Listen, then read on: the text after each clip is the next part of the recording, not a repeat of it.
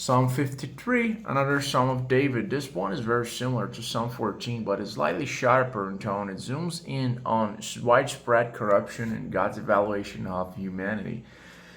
The theme here is when people live as if God doesn't matter, decay follows, okay? The fool says in his heart, there's no God.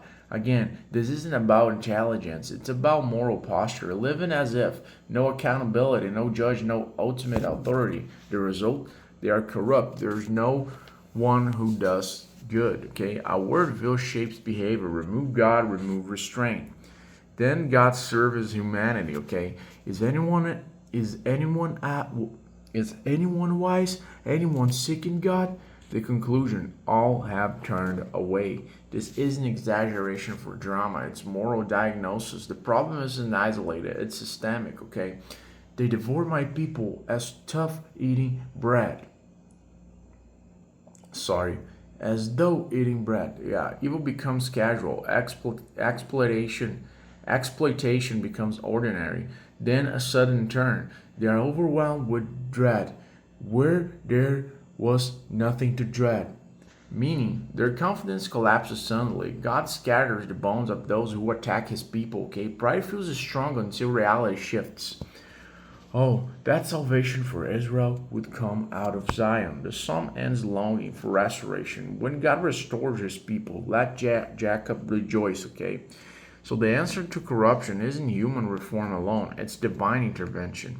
The solution to a systemic decay is God's saving action. What are the key lessons from Psalm 53? The first one is denying God begins in his heart. Denying God begins in the heart.